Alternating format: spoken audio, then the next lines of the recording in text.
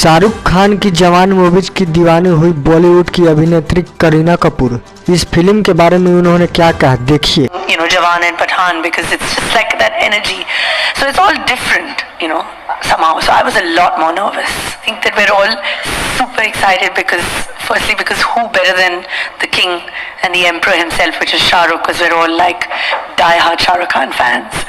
And I think there's no one better than him to bring the audiences back with such gusto. So I haven't seen Jawan, but of course, I'm dying to see it. Both Saif and me dying to see the film. आजकल सबसे ज्यादा चर्चित film जवान movies हो गई है। जैसे ही box office में और सिनेमा घरों में जवान मूवीज रिलीज हुई, वैसे ही शाहरुख खान के फैन दीवाने हो गए। बता दें आपको कि इस फिल्म के बारे में करीना कपूर ने भी आकर लाइव बोला कि मैं इस फिल्म की दीवानी हो गई। शाहरुख खान सर ने तो ऐसा रोल किया कि मैं उनकी दीवानी हो गई।